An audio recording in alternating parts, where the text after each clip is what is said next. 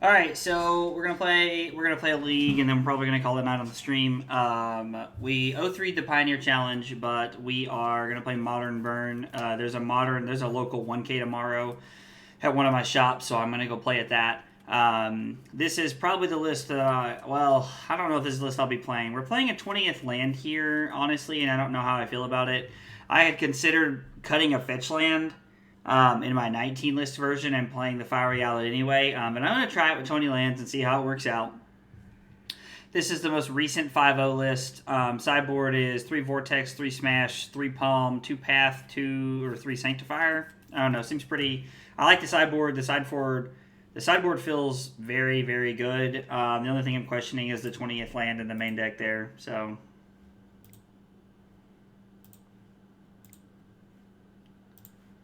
I have always had reservations about playing the 20th land. I feel like when you play the 20th land, you just flood out so much more. Some people swear by it. Like some people think that the 20th land is great. So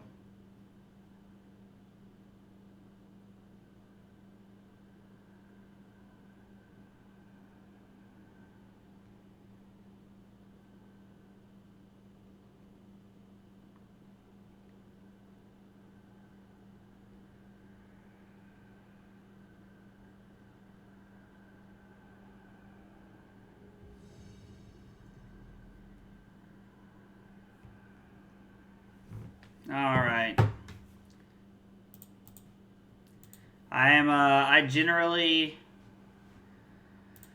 live in a world where cutting lands is better. Not only for me, but the way that I play Magic. Like in my head, it's better, but it's also better because of the way I play Magic. So adding a land is not something I'm very used to, but occasionally I listen to what the rest of the world's trying and at least give it a shot. We found an opponent and they didn't even show up. Boo.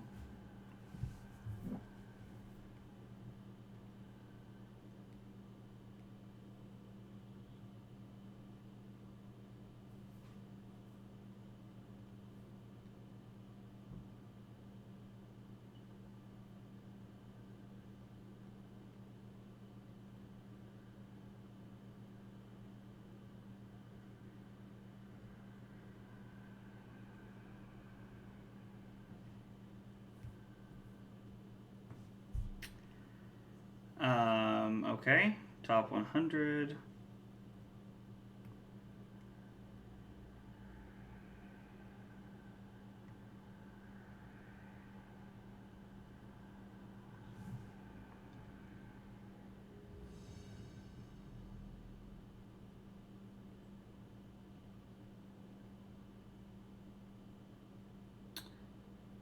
Do. All right.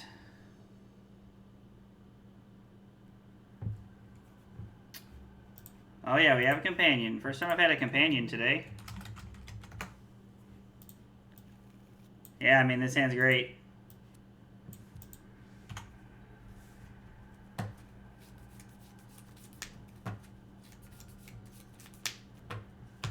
DRC.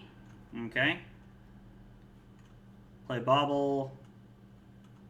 Graveyard.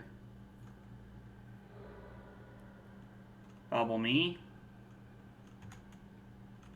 They draw.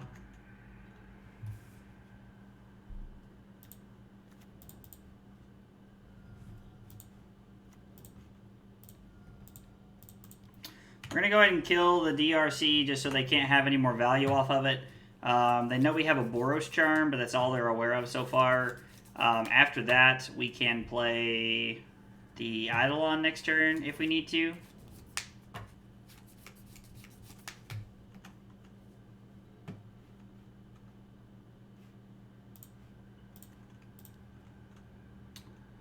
So we're going to attack. I'm curious to see what they do here. Or are we going to attack?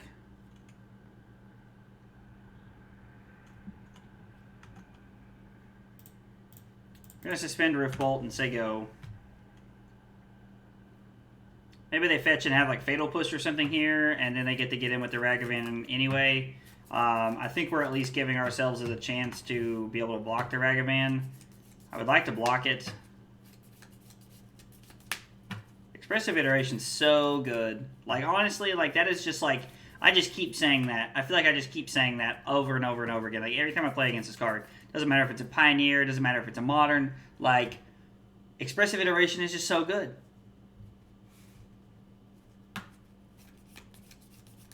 I'm definitely blocking, bro.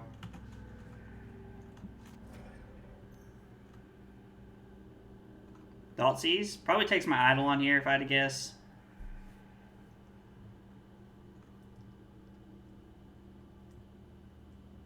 And I guess there's potential for them to take the Boros Charm here. I was like, but I can't imagine that they're not taking the Eidolon.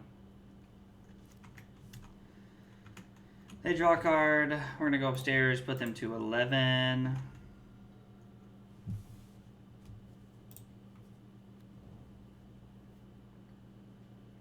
Eight, 4, 1. All right. Say go.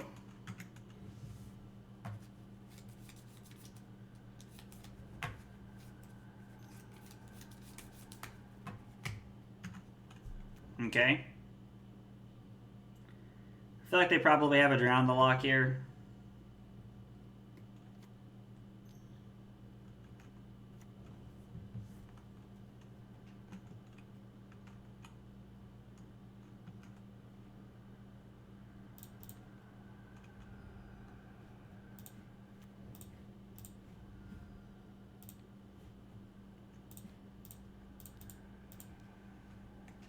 Helix you.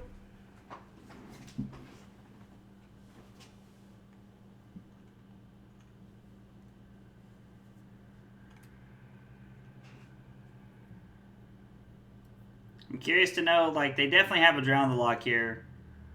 I was like, I'm just curious to know if they counter it.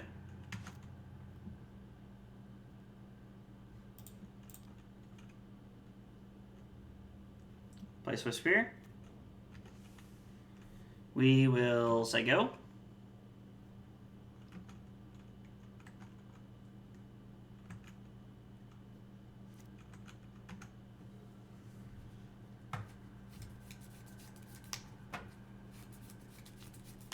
Kind of hoping our opponent would tap out there.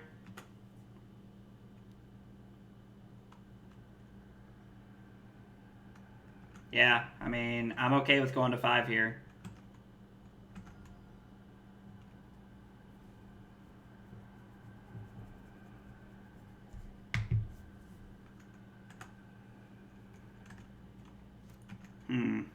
Interesting.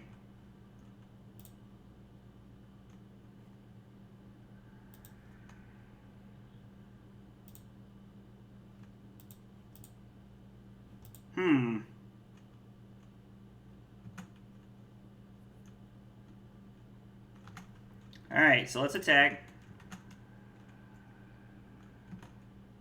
If they take it here, so they go to 3.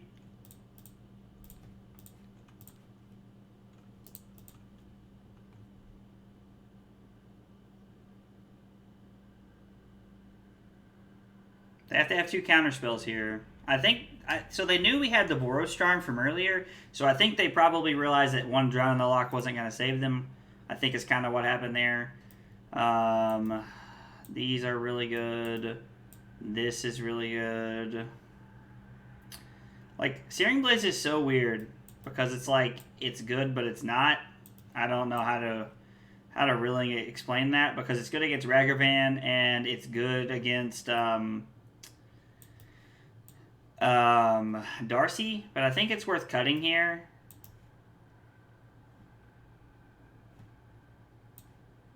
Considering we're bringing in Sanctifier, Deflecting Palm, and Path here, like, we have a lot of pretty good options, so I don't think we really need Searing Blaze. Wish this hand didn't have 3 canyons in it because our life total is pretty relevant against Death Shadow, but I do like this hand nonetheless.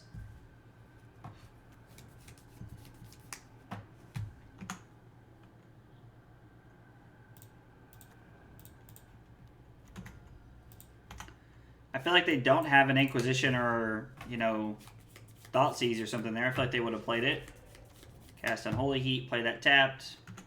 We're going to play Sanctifier here. Alright.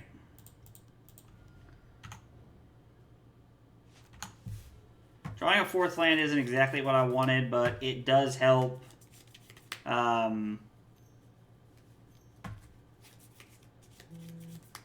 But, you know, like, drawing a 4th land is not terrible when 3 of your lands are canyons, so...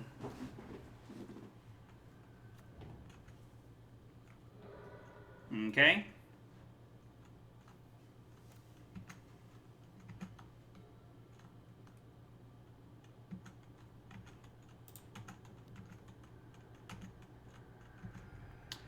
We put our opponent to 17, so we could still lose to, like, a big shadow here with, like, TBR or something like that. So I'm gonna cast Skewer and just say go here. We can either draw a card or cast Boros Charm at this point in the game. Okay. Like, do they have answers to this? I know they play that, like, seal card, like the blue bounce enchantment.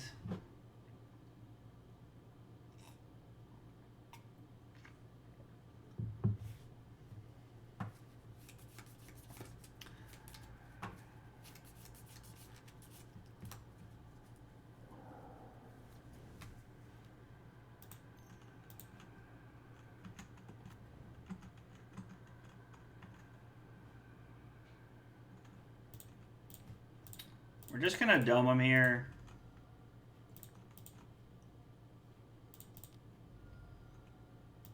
Alright. Moto's lagging a little bit here.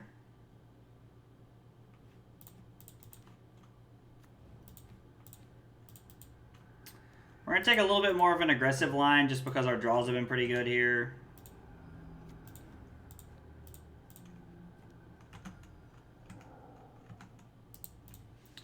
We definitely could have taken that opportunity to have attacked and see if they block there, and maybe they don't.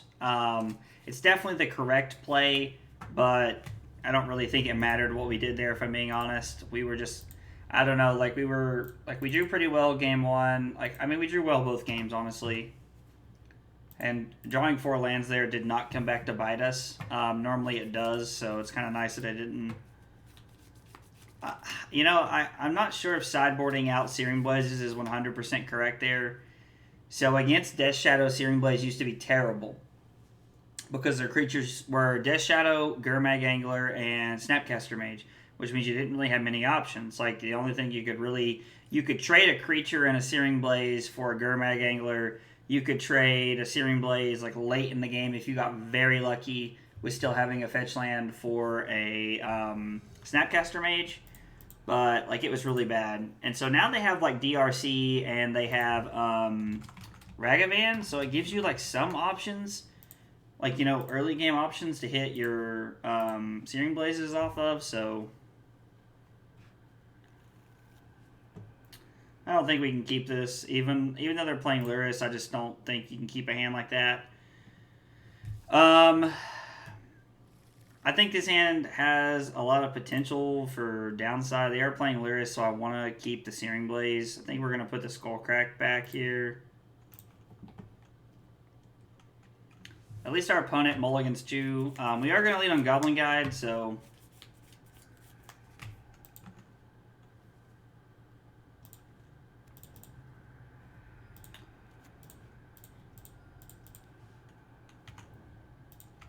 Alright.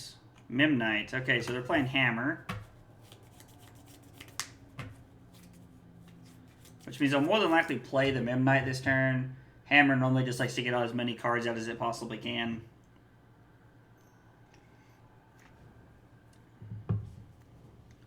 Ginger Brute Memnite, okay. Yeah, get busy.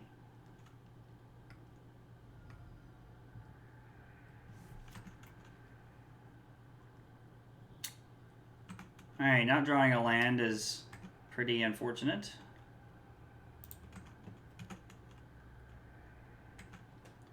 Pure Steel Paladin, alright. Our opponent goes to 16. They definitely have the lands to turn on Paladin's ability, or they definitely have the artifacts, I mean, to turn on Paladin's ability. I'm hoping that maybe we get a little lucky and they just, like, their land base is kind of getting the best of them here.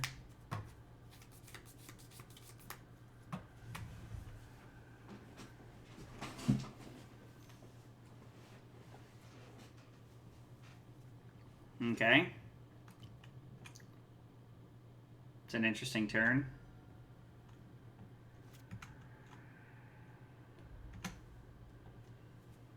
Well, we're just going to go upstairs.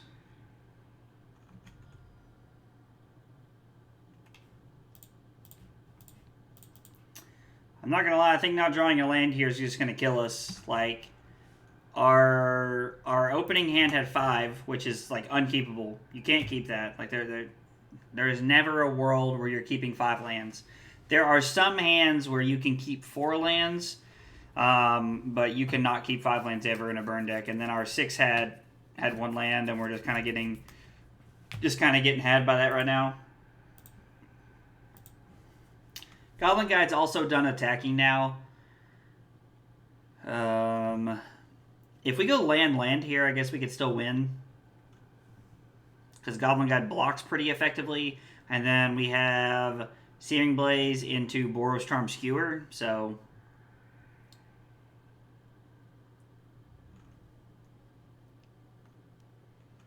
at this point, playing Eidolon is not going to do as much because they're just going to use the sagas here.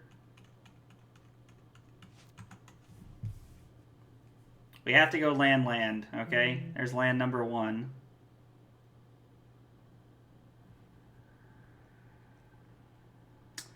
So, if we play the Boros Charm over the... Alright, so we play the Searing Blaze here. We take more threats off the field. That's good for us.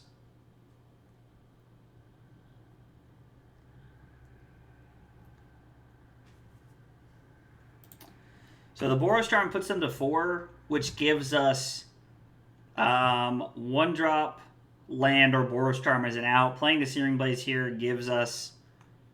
It takes away the other Boros Charm as an out. So we're technically giving ourselves more out this way. The one thing that would be a problem for us here is if they make it... I should not have said go. I should have Searing Blazed the crap out of that right there. So, again, are giving ourselves more out with the Boros Charm here, but we're also in a spot where they're going to get the +1/+1 lifelink and trample guy or artifact, and we could Searing Blaze in response. So if we had Searing Blaze the construct token, they go to 5, they gain 2, go to 7. Now I guess they're getting it either way. So ironically, putting the Searing Blaze back and having the Skullcrack in our hand would have been better. Now we didn't know we were not going to draw a land for like 20 turns, so... I mean, as long as they get that, as long as they get the trample lifelinking one, they're in good shape. If they get, like, Hammer or something else here, then, like, we're pretty okay. Springleaf Drum? I mean, maybe, I don't know.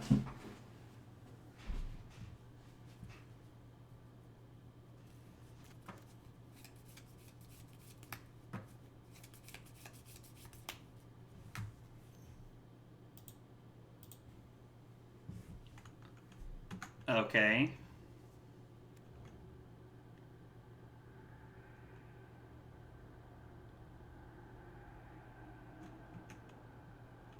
Okay, they animate the right one.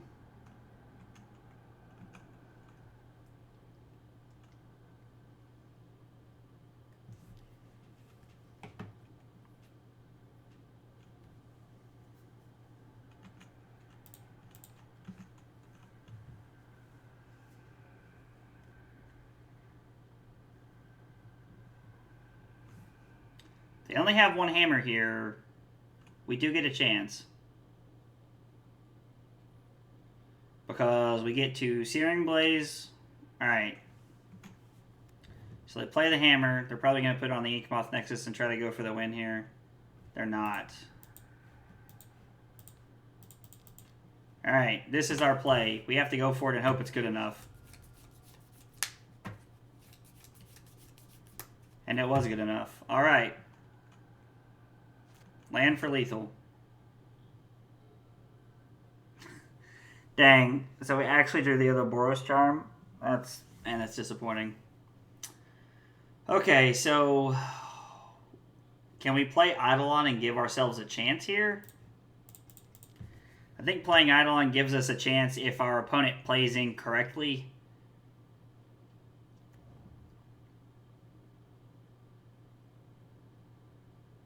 They can't be able to put Pure Steel Paladin into play. If they can put Pure Steel Paladin into play, we're dead. We know that. Or if they have another hammer, we're dead. If they have... Yeah, I mean, there's lots of things. There are very, very, very few ways that we win the game. If they go get the Trample Lifelink artifact here, we lose the game. Like, they're choosing to make another construct. That is very interesting.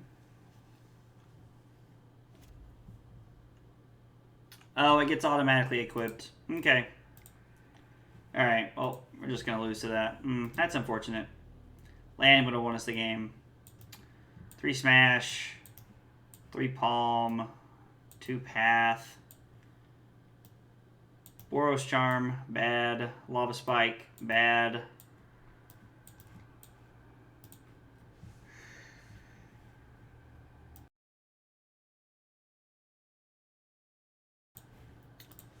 Yep, bring in our best 8 removal spells, take out our 8 cards that interact with the board, absolutely 0. So, I feel like that's our best play here.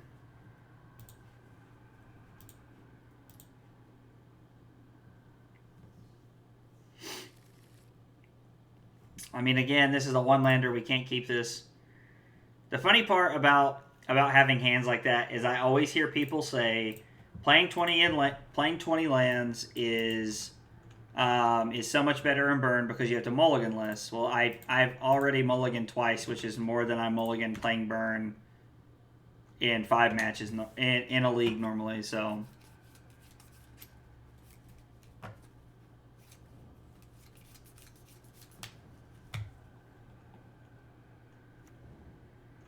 Okay.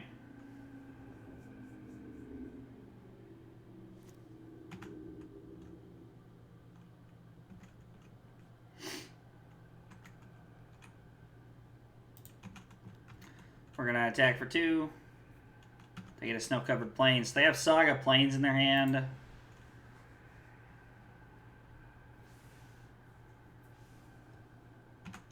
They go to 16. We're going to go to 19 and play Eidolon here.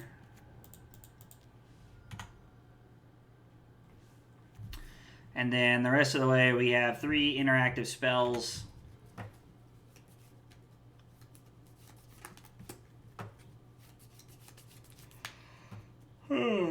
And anything they play this turn, just take 2 off Eidolon. Like, it's impossible for them to like make any blockers or do anything without taking damage this turn. So that's really one of the reasons I like Eidolon. I even like Eidolon on the draw in this matchup because Eidolon on the draw like is better than like Lava Spike.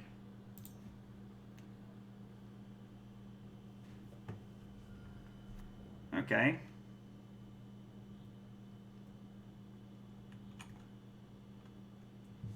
Our opponent plays Aid and says go.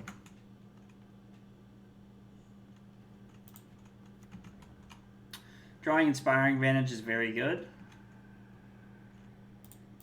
We're going to attack for 4 here. Continue to put the pressure on our opponent any way we can. Alright, so we know they have a hammer coming. Our opponent goes to 12.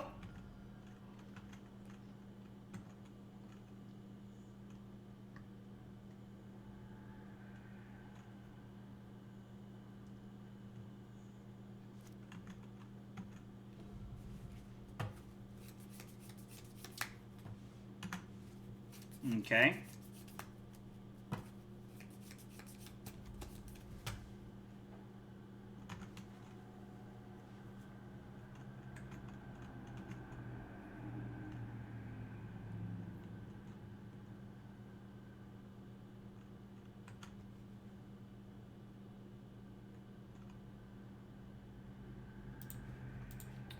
Alright, we're gonna Lightning Helix.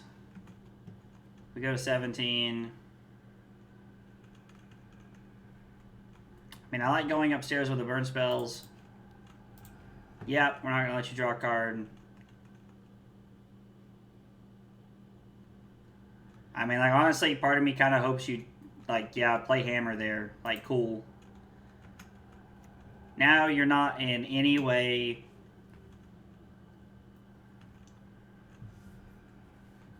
now you're just dead, I'm pretty sure. Like...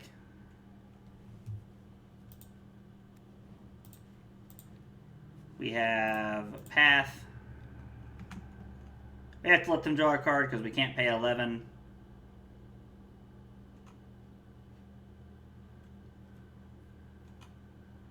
Nope. This resolves.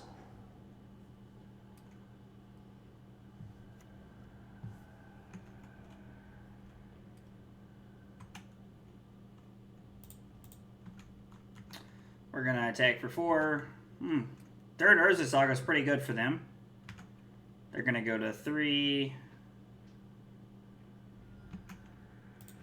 And then we're going to cast Lightning Bolt. And kill our opponent.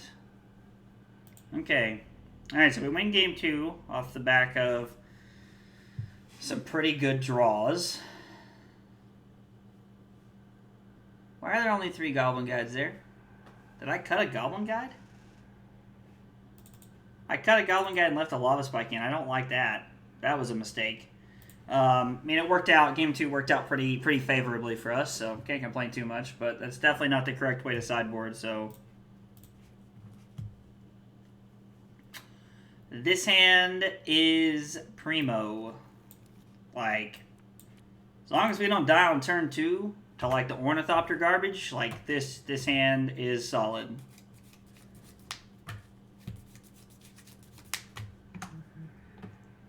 Okay. Wow, this hand is shaping up to be pretty good. Alright, let's get you. Get an Inkmoth Nexus. The rest of the way, we are probably just going to hold up, smash, and Deflecting Palm, like, the rest of the way.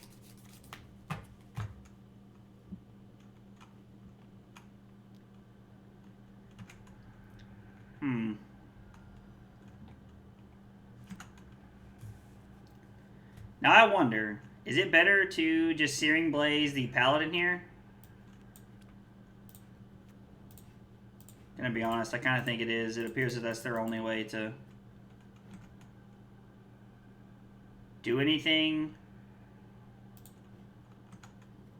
Alright, so they have to go 8 Hammer to kill me here. I'm gonna play aggressively because I do not think they have it.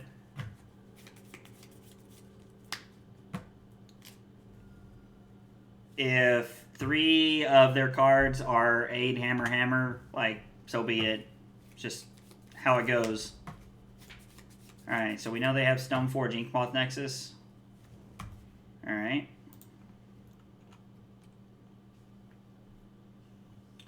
Get the Hammer. Ooh, get Shadow Spear. Okay. Alright, opponent, I see you.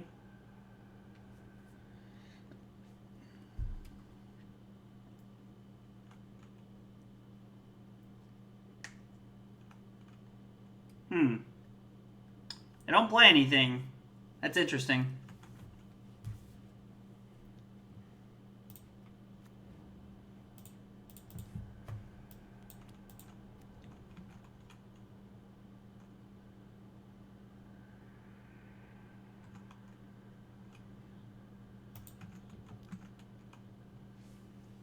I'm not attacking with the Swiftspear here because I have 0 interest in playing my Smasher Smithereens at sorcery speed. I mean, granted, it's during combat, so it is instant speed, but at the same time, like, we're playing it during our turn, and I would rather just hang on to...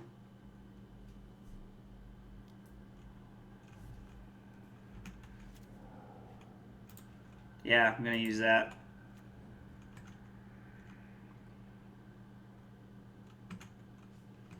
I'm going to hold up Smash here. Smash or Deflecting Palm, whichever one is better. If they... I mean...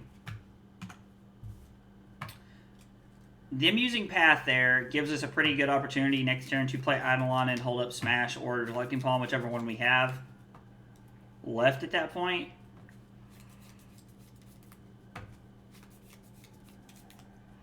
I feel like unless you just like Thoughtseize or Inquisition away my Deflecting Palm the turn before, you're just going to go all in on the game plan there. Like, I just feel like it is so hard for Hammer Time to beat Burn when they draw a Deflecting Palm.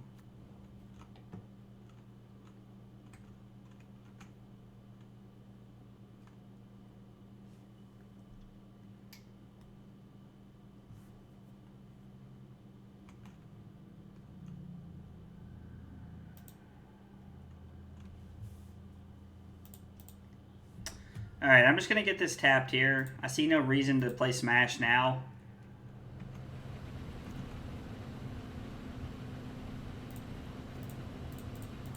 So I kind of enjoy the idea of playing Eidolon here and just saying go. Holding up Deflecting Palm in Smash for Smithereens is really good with what they're doing. Not going to attack because they make the Urza Saga token. It's basically a free block. I mean, it's not actually a free block, but it is in the sense that we would rather hold up our spells the rest of the way. They don't have the Shadow Spear anymore. They already played that one. Make another token? Sure. Let's say, permanents your opponent's control lose hexproof and indestructible until end of turn. I feel like that's actually pretty like relevant text in some in some decks, but I don't feel like those decks play Shadow Spear, so.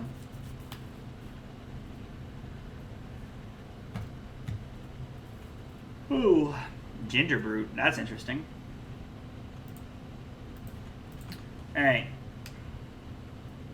Maybe they play Goblin Shrine to get, like, so they could Thoughtseize us here.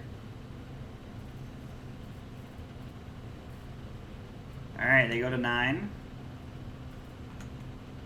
I like that. They're going to equip it to this Construct token for 0, I imagine, here.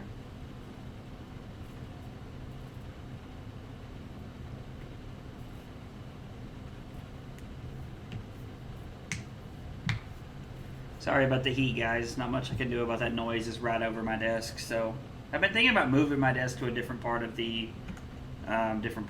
apartment.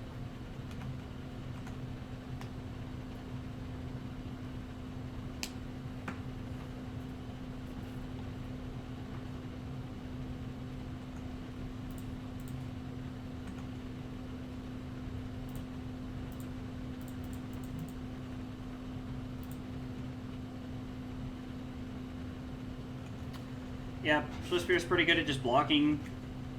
We're taking 2. We're going to let our opponent draw. Like, I don't think them drawing at this point is super relevant, so. They don't have aid, so nothing they're doing is at instant speed. Now, our opponent's at 6 here, and we have an active Eidolon on the field, so.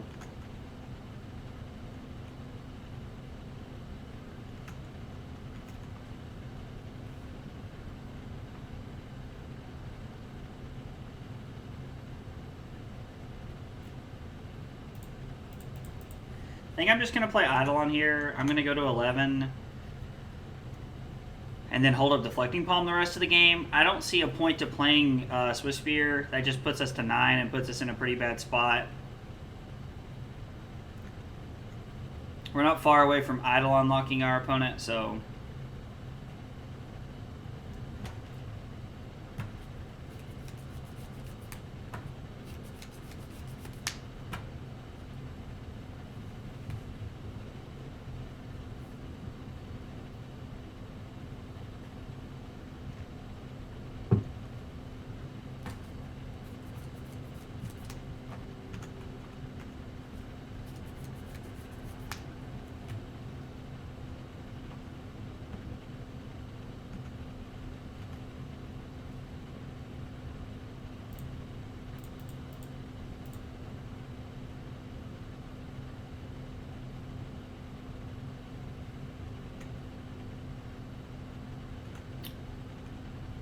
Definitely should have blocked one there. Was not thinking about that.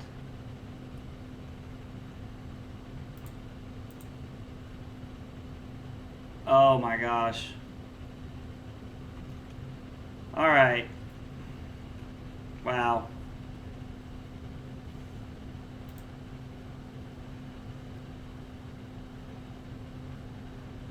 Alright, so in this situation, we're at 11. We block one with an Eidolon. We Deflecting Palm the other. They go to 2. We have an active Eidolon, and we are at 7. And then we draw, and they have 4 blockers. So, I mean, we're not winning the game next turn, but they can't play anything. So, we should be 2-0 right now. I literally just misclicked right there. Like, that was just me clicking on the wrong part. Like, nothing bad even happened there other than the fact that I clicked through the Deflecting Palm there. So, our opponent won a match they shouldn't have. A little disappointing, but not much you can do about it other than take it on the chin. So.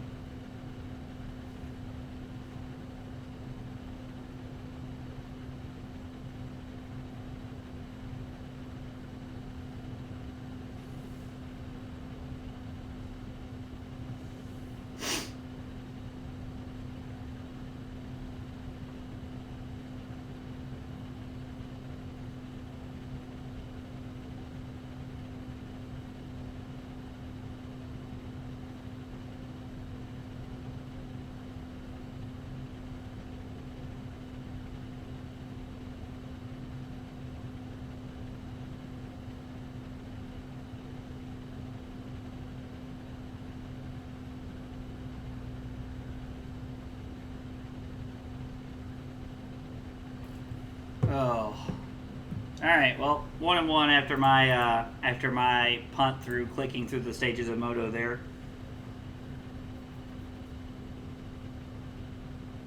You know, I have to say, like, you know, having the deck set up the right way, like, as long as you, like, draw halfway decent, I feel like Hammer is almost a free win. Like, winning game 1 is not always easy against Hammer, but sometimes you do.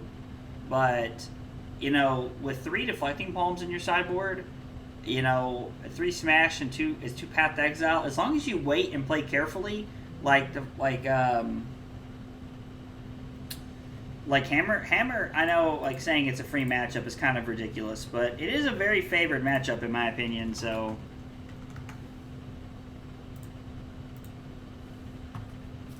I really like this hand. And if our opponent's on some kind of, like, you know, if they're on, like, humans or something, this hand's going to be terrible, and we're not really going to do much other than die, but I said that, and then my opponent played a Seachrome Coast, so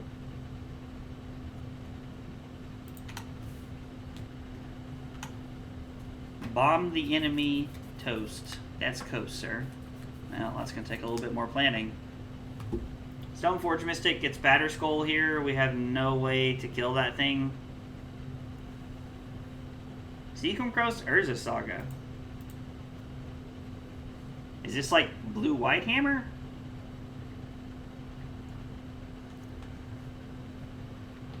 Portable hole.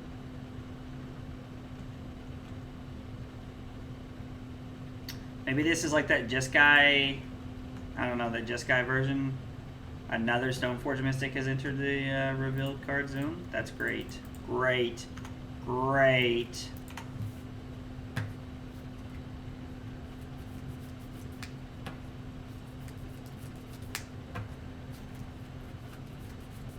Okay.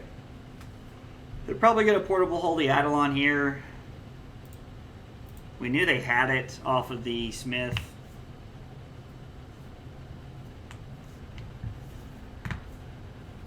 So they probably get a basic Plains, play Stoneforge Mystic, get a Batterskull. At least if it's not Batterskull, I'd be pretty surprised here.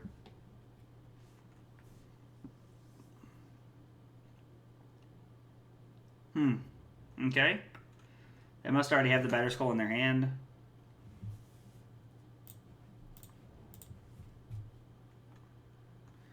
So, let's see here. We Searing Blaze this to 10. They take 6, which means any 1-drop is lethal.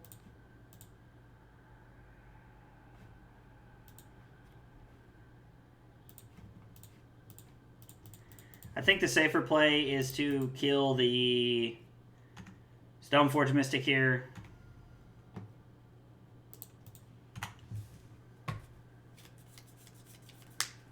Thoughtcast. What is our opponent up to over there? I mean, maybe our opponent goes to 6 here anyway. I don't know. They're definitely thinking about whether it's worth blocking or not. Now, the fact that they're considering not blocking and I have 3 cards in hand is very aggressive from our opponent, but honestly, I kind of respect it because they're debating what's the best way for me to win the game from this spot. And does that include me having a 3/3 Ingenious Smith?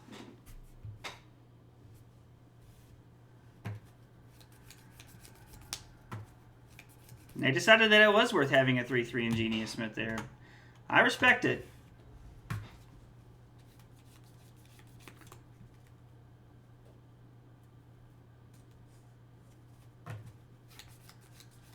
You know, that's something I've talked about like in past videos, is I feel like that's something I watch certain people struggle with. Shadow Spear is not bad. Okay, so they're going to go to 10.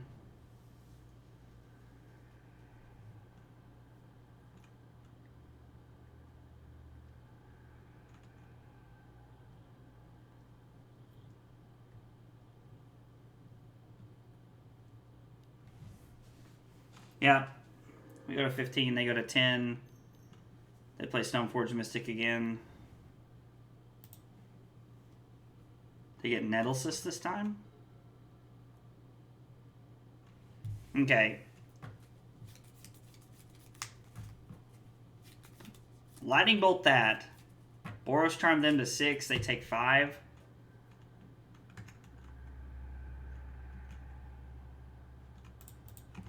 Alright, so if they don't block here, they're dead.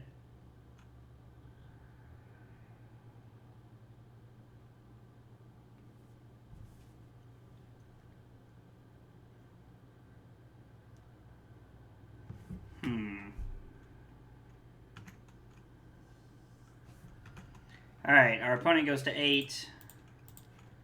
We suspend a Rift Bolt. Does Nettlecyst has living weapon, so it comes in attached to something. What's the re-equips for 2?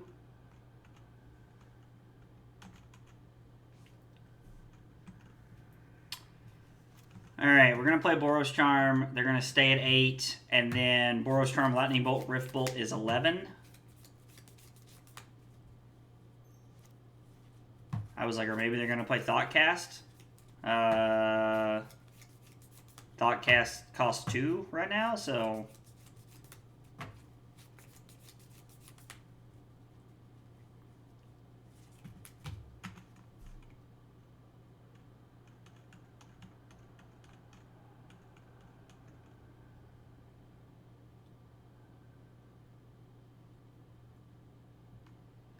Hopefully they don't have to ferry here.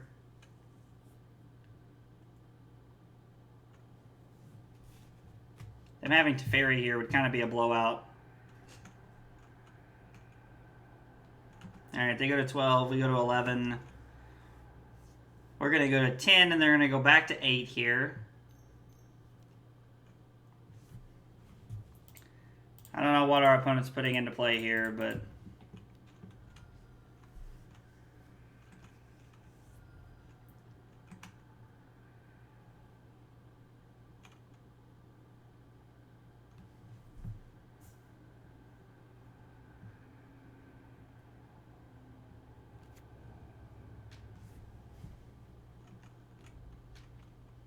Definitely should have done that before damage.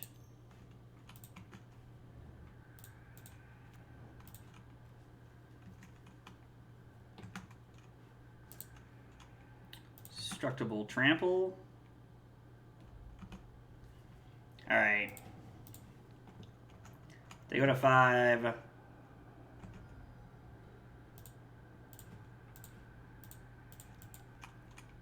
Burn Spell puts you to 1.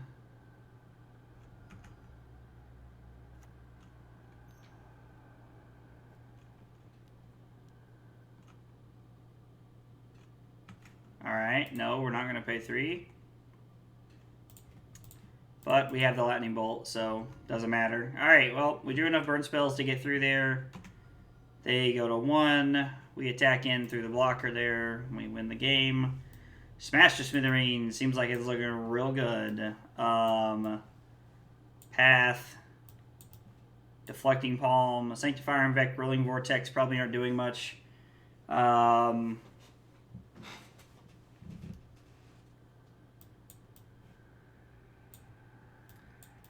we'd rather have Vortex. I don't know.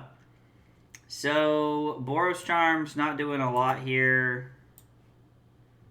And Lava Spike doesn't interact very well. I think I like... Lava Spike's got to be better than Rift Bolt with the Vortexes coming in. I don't know if Vortex is correct. If it doesn't feel that good, then after board, we'll just sideboard and we'll bring in the Deflecting Palms instead if that feels better.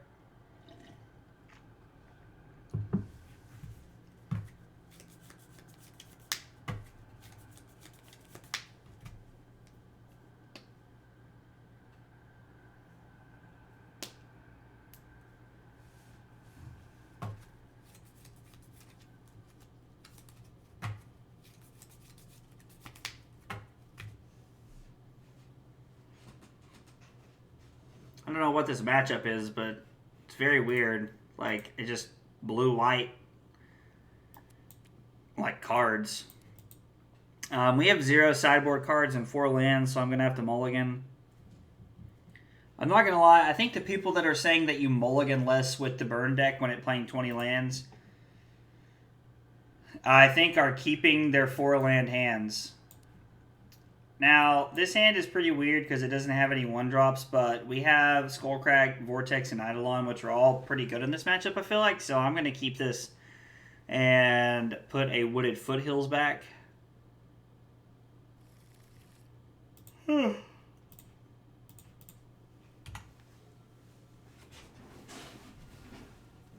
Esper Sentinel. Man.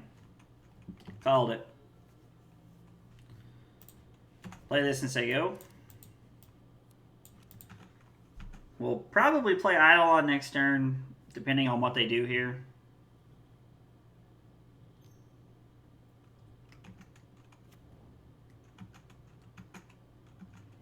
They did not keep a 1-lander.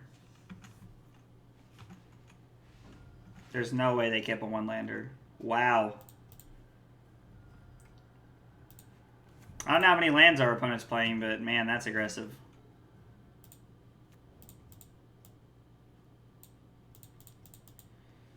Alright, run it out along and say go. From here on out, anything you play is going to shock you. Portable Hole's not bad. Puts them to 17. They're still stuck on lands here. Man, this is so hard because I'm just going to get Lurrus here.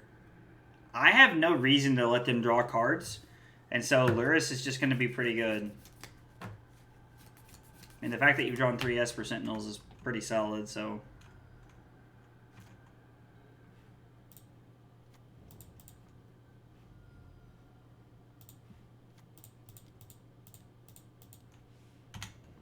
Play Lurrus and say go. I mean... Is that Dispatch? What is our opponent doing?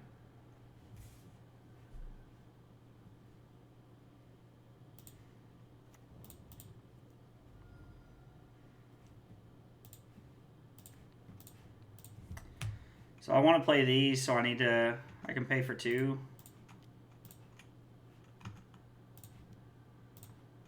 Then I gotta let him draw a card here.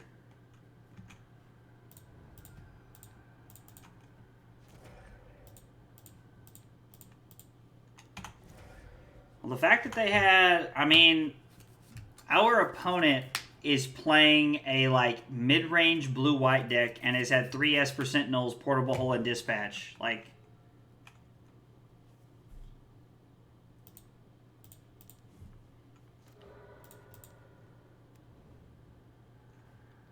Vortex is not winning the game. Like, we're straight up just losing if we are playing Vortex.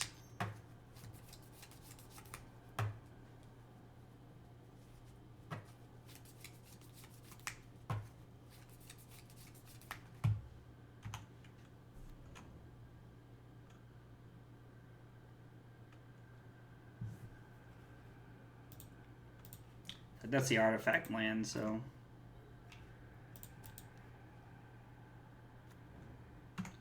Now we can hold up Skullcrack at least. We're just not in a situation to play Vortex. Like, we're just going to lose.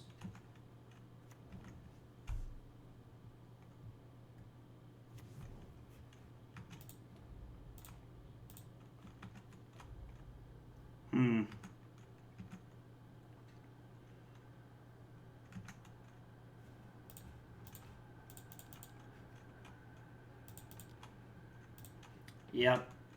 Pay. Don't want them to have any more cards.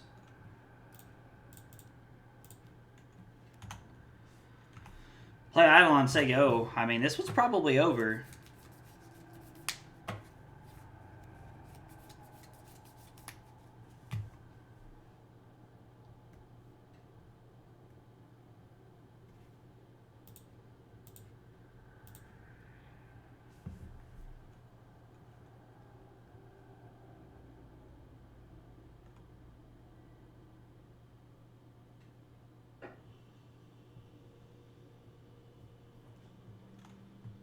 Okay. Just kind of figured they'd swing out. I mean, them swinging out puts us to 2. Like, they're in a spot to keep applying pressure. I would. Final, Duke 87, Carolina 67. Yeah, I kind of figured it wouldn't be a great game. We went into halftime down 10, and we ended up losing by 20. So, I mean, it sounds like we played about the same all game.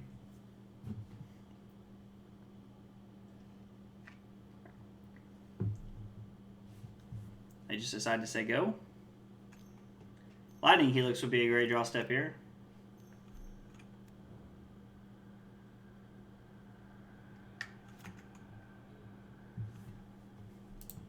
Alright, we're just going to concede. Now that they have a flyer, they'll just ping us every turn. Alright, let's hope this goes better than that.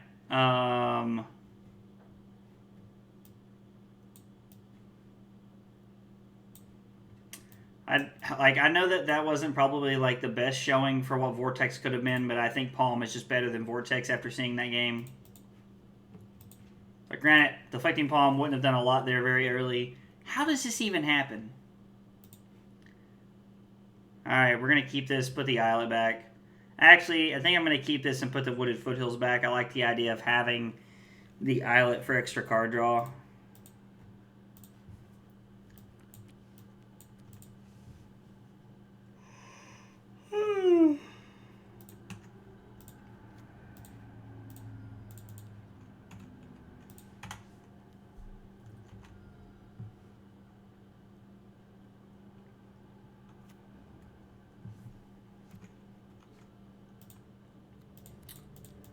All right.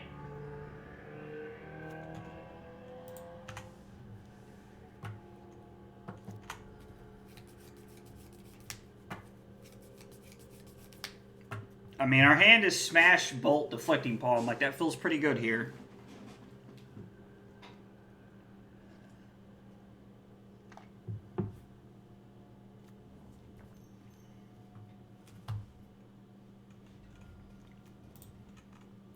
Batterskull. Shadow Spear. Alright, they just keep hitting all these cards that I'm not expecting them to have here. I'm going to attack, and then if they block, I'm going to bolt.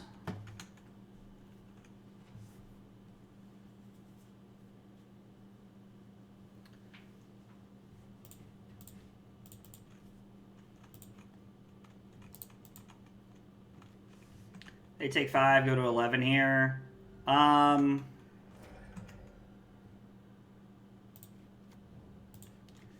We might as well. I guess if nothing else, we can just like cycle the Fiery Islet here.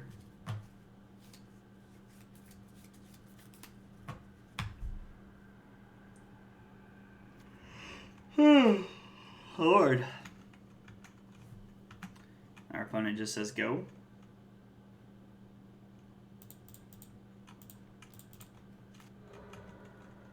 Okay. I see absolutely zero reason to play the Goblin Guide here. We're chipping in for 3 with an active Eidolon, so I'm just okay with saying go. And just holding up Palm and Smash here the rest of the game.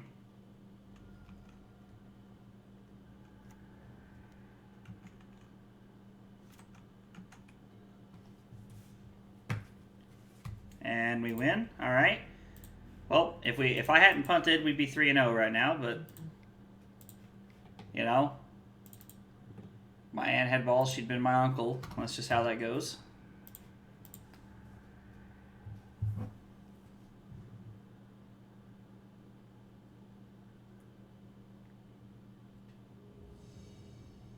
I open up my phone and the first thing I see is Duke Hammers, North Carolina. I mean, 20 points is a lot in college basketball. I'm pretty inclined to agree with whoever already wrote that article. Or wrote that headline.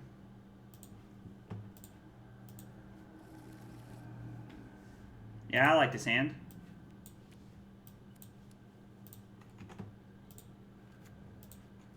We're going to say go here.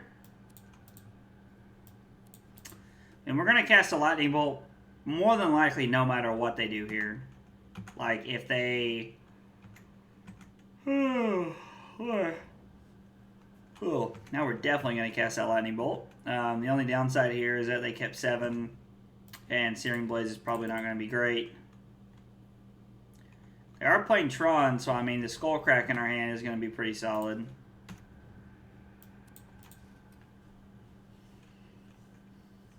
Maybe we work the game into a spot where having we can Skullcrack EOT and then go into our turn and Searing Blaze for a good effect.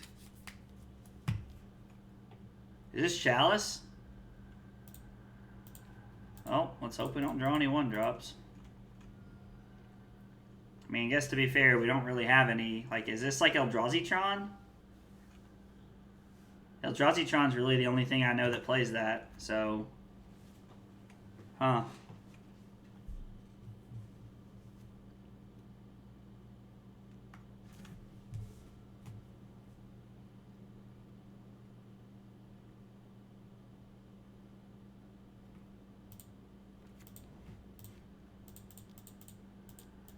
The odds of them playing something that I need to hold Skullcrack up for is not relevant, is not likely here. But at the same time, I need to leave Skullcrack in my hand in case this is an Eldrazi Tron, and this is Green Tron, and they put a Wormcoil engine into play.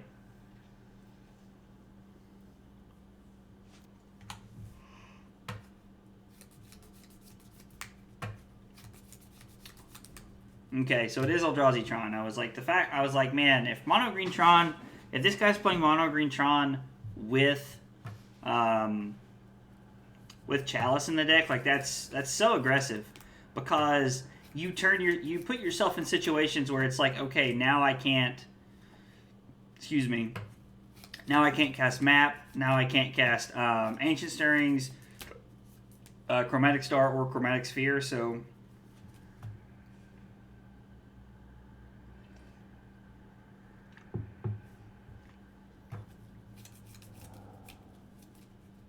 take Searing Blaze.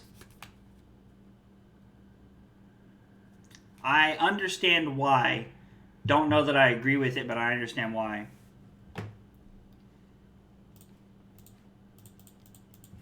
Alright, we're going to cast our spells now. Knowing that they're on Eldrazi Tron. Nope, they don't have anything. Alright, so we're at least at 9. Boros Charm wins the game off the top. Lightning Helix is very welcome. Honestly, any 2 or 3 mana spell is very welcome here. Now, we have hit a lot of Q. Oh, Jesus. I hate when I yawn when I'm streaming. It just pisses me off, and I don't even know why. We've hit a lot of 1-drops here, so...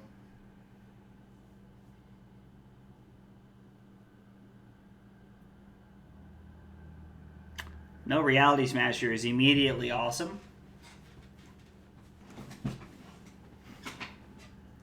course, they might just be like setting up for like a really big turn next turn because Smasher, like if they play Smasher next turn, that is like lethal. Maybe they have Imbringer here.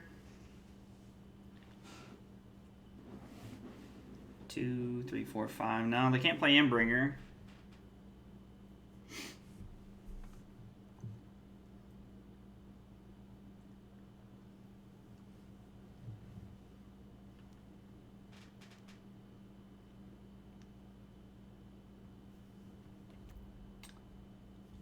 Walking Ballista on 1.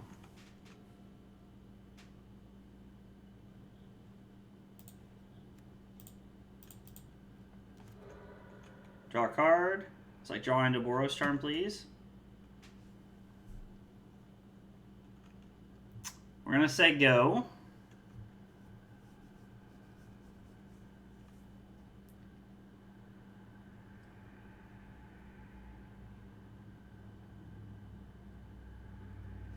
Well, the good news is the fact that they must have Warping Well in their hand here.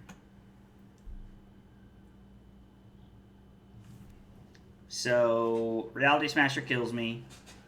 If they pump up the Walking Ballista here, they can't kill me.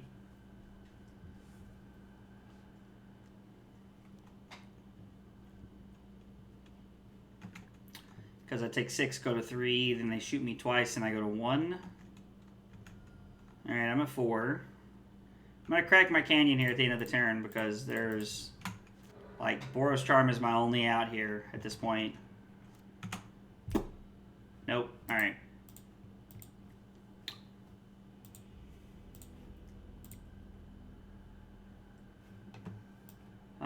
We need all of our smashes. We need paths. We need palms.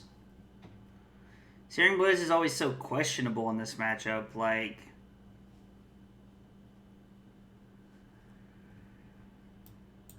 Skullcrack doesn't do much in this matchup.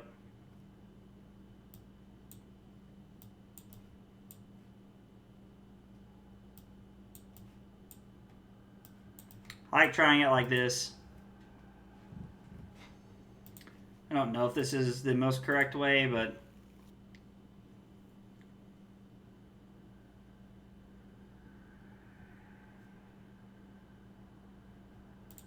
considering this has a Smash to Smithereens to blow up the Chalice if they have one, I'm okay with keeping this hand.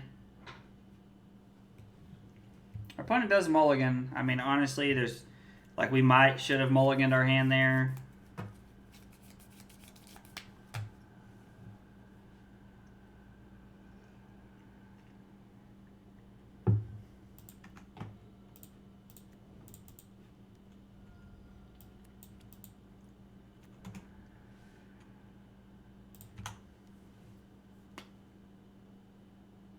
No, well, we know they have Chalice.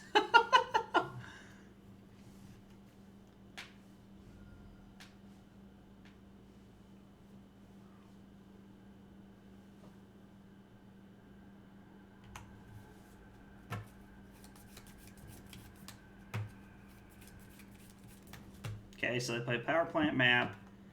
We know they have a Chalice in their hand.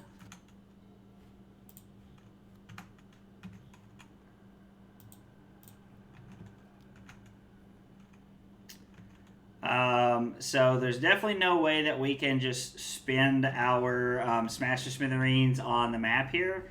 When I'm playing against Mono Green Tron and I'm on the play and they mulligan once or twice and they have map on turn 1 and I have smashed, I will probably use it. I use it quite regularly, honestly. So.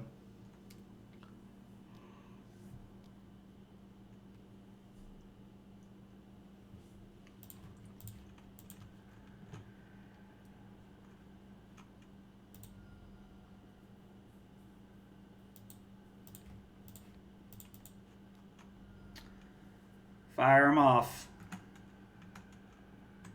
All right.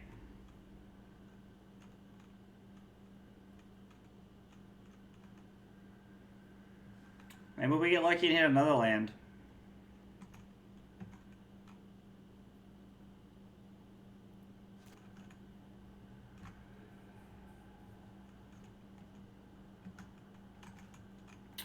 Not quite as lucky this time around.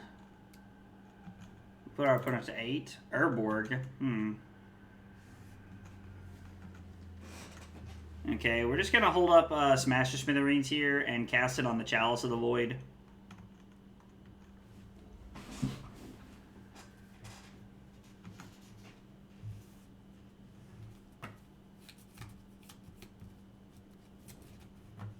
Okay.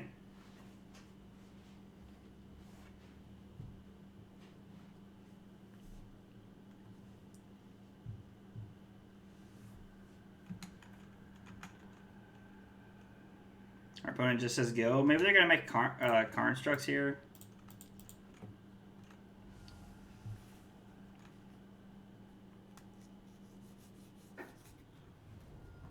Okay, our opponent's at 5, so...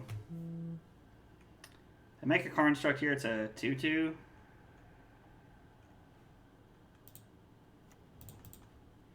But it doesn't matter because that's just lethal. And drawing the land just wins the game here. In my head, I was like, we can't play our Lightning Bolt, but we can.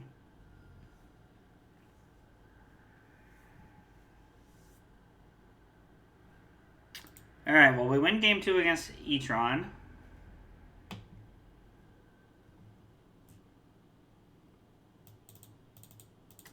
I do not like Eidolons on the draw. I like Lava Spikes. I still only like 2 Searing Blazes here, if I'm being honest. Do I? Do I? Is that what I like better?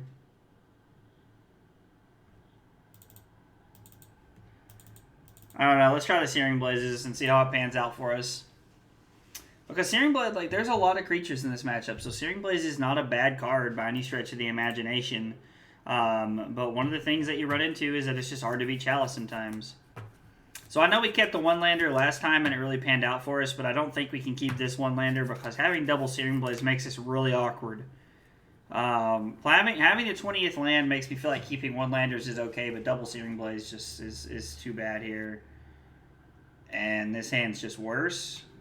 We got to mulligan this one too. Like, all right, we're gonna keep this one. Put this on the bottom. I feel like we have to keep 2 lands. Like putting 2 lands on the bottom is already pretty greedy because there's not a super high chance you draw another one. But like, yeah.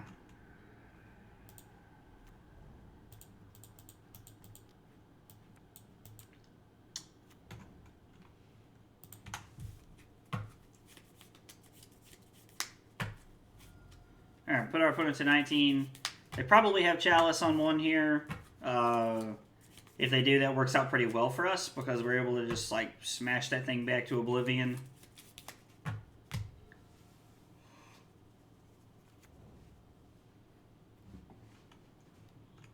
Yep. Chalice.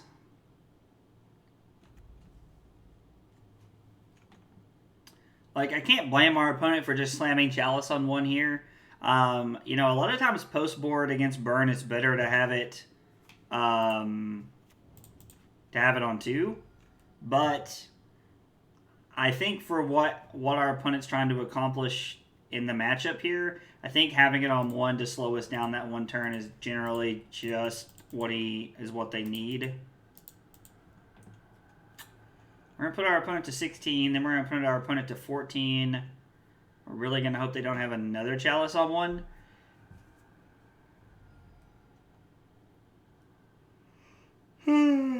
Lord. Yeah, having Chalice on... another Chalice on 1 here would be really bad for us. Like, we have the Rift Bolt, but that's it.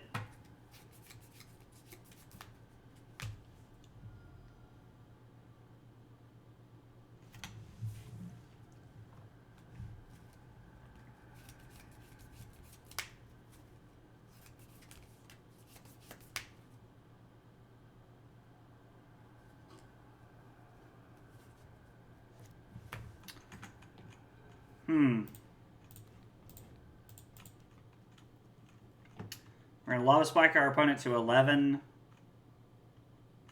Our opponent may have a Warping Well here and decide... Okay, they just concede. Alright, well, we're 3-1.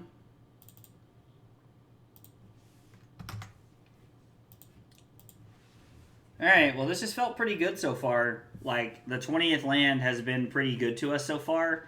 We have mulliganed a few times, but again, I don't think you can really pin that on the 20th land. I'd have to go back and watch the videos, but I think I have mulliganed more times this league than I do normally with Burn, but I think the extra land... like, the 20th land was our second land in one hand, as opposed to us keeping one lander, so I don't know. I think that, yeah, I think the 20th land is fine. Like, I might play it tomorrow, honestly.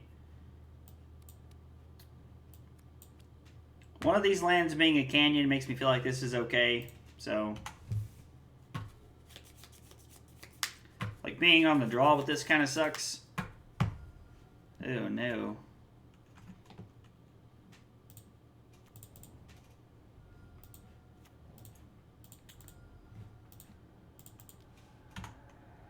Well, this matchup's not very good for us at all.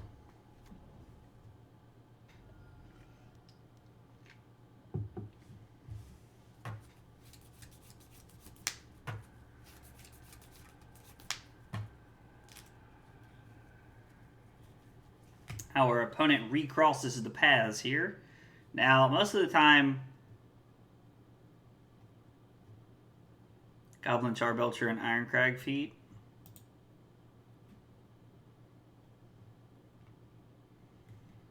Now, our opponent's going to stack their deck however they see fit.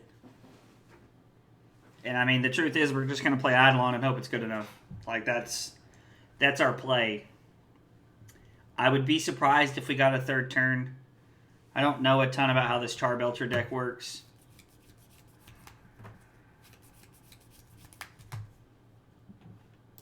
Put that on the top. That is 7 points for turn 3, so...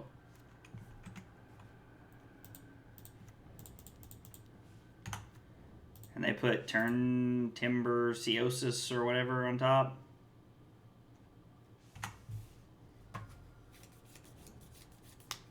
Okay. At the beginning of your next upkeep, okay, they reforged the soul. Now they're going to kill us?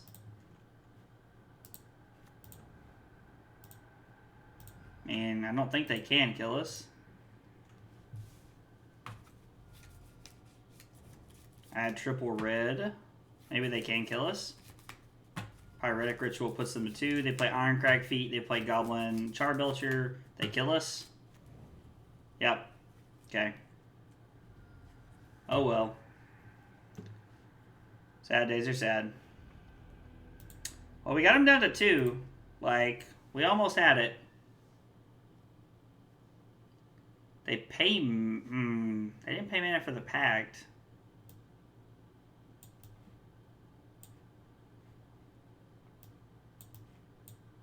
Like, maybe this is just better.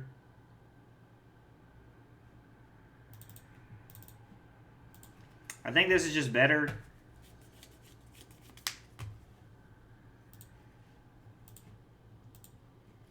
Last time I played against this deck, I beat it, but it's not easy to do. Yeah, I'm going to keep this. This is really good. I think they play Leyline on their sideboard, so... Yep. Well, the fact that 2 of their cards are Leylines makes me feel pretty good about this. Like, when they have 1 Leyline, it's, like, pretty defeating, but when they have 2, it's okay. Most of the time.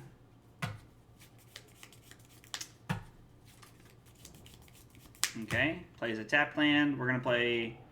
okay.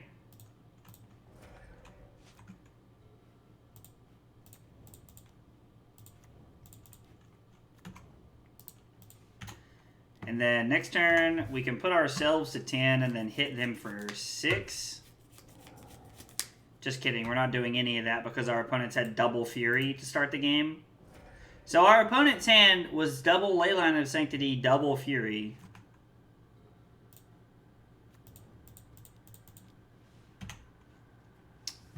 Alright, dude. Well, I've done my worst here.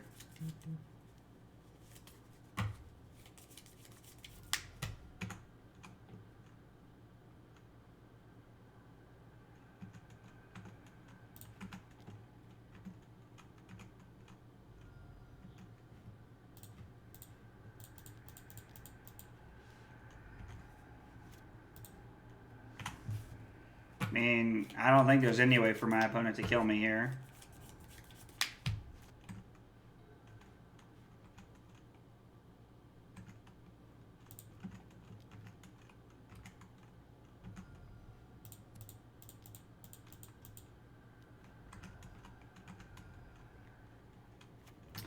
So I definitely should have played my land and then played like my Goblin Guide there. That was just a mistake on my part.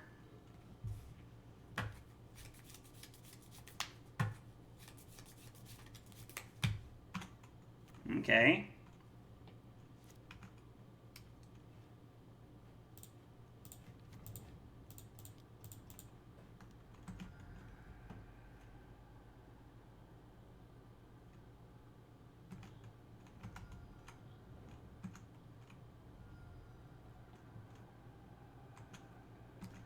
And now I get to give my Lurrus double strike to beat you?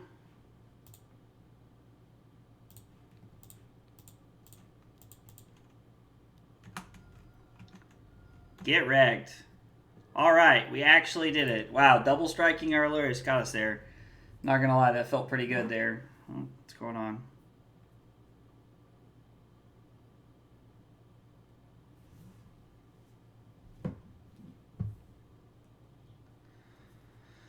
I mean,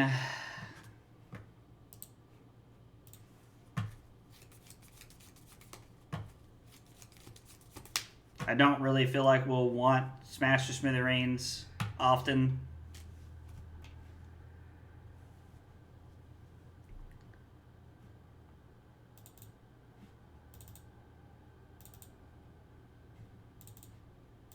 We're gonna bring in a second one here, just in case. I mean, I don't know. You never know.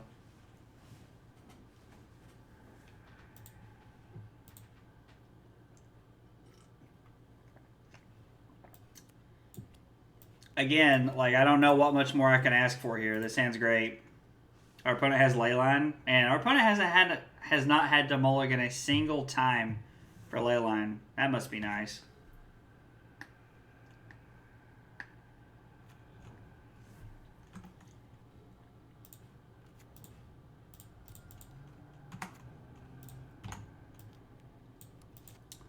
Spikefield Hazard enters the revealed zone.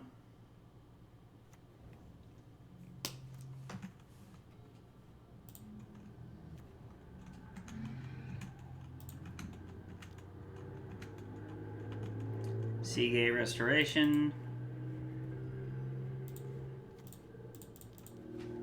We play Eidolon, say go.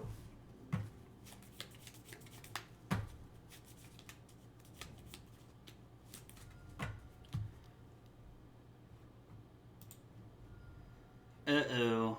They recross Depez. Which probably puts them in a... Are you kidding me?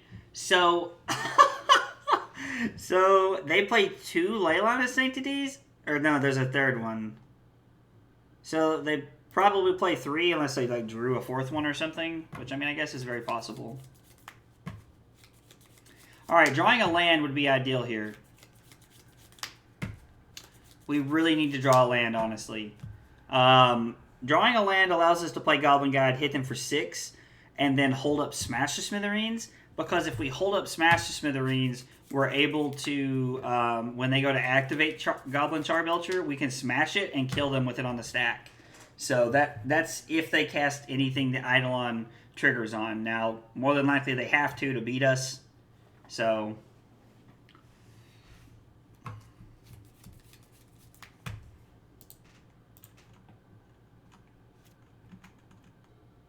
I just put that on the bottom, Moto. Alright, so we put them to 7.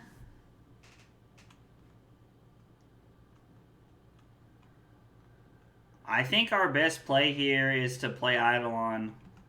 Is to put them to 7 and play Eidolon.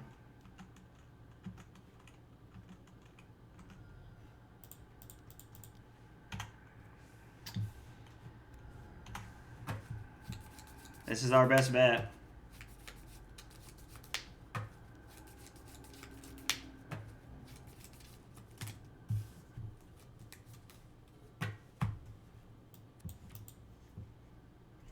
Would have loved to have seen a land there.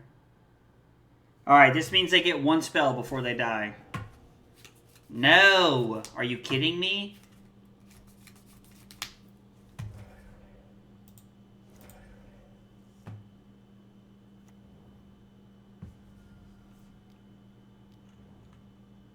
Ritual again. Ironcrag Feet.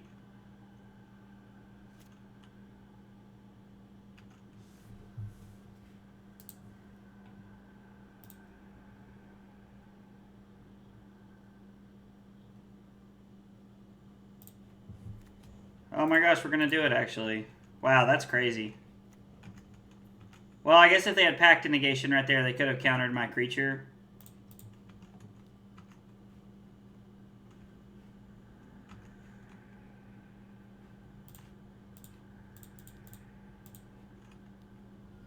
Cast Pact of Negation, doesn't matter.